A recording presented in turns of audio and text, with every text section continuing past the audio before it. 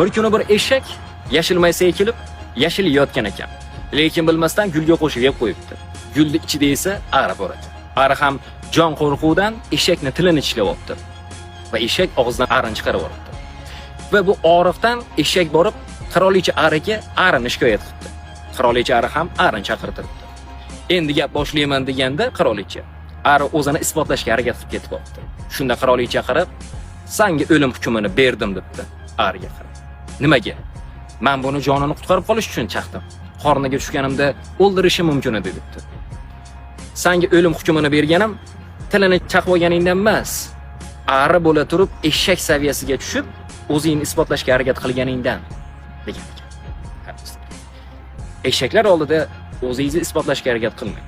Eshakka qanchalik kassim shum kiygizib qo'ysangiz ham, baribir eshak. Xavfli do'stingni o'qib chiqing, tushunib yetasiz. Kerak bo'lsa, Kalibr Books'ga murojaat qiling, O'zbekiston bo'ylab yetkazib berishadi. Salomat bo'ling.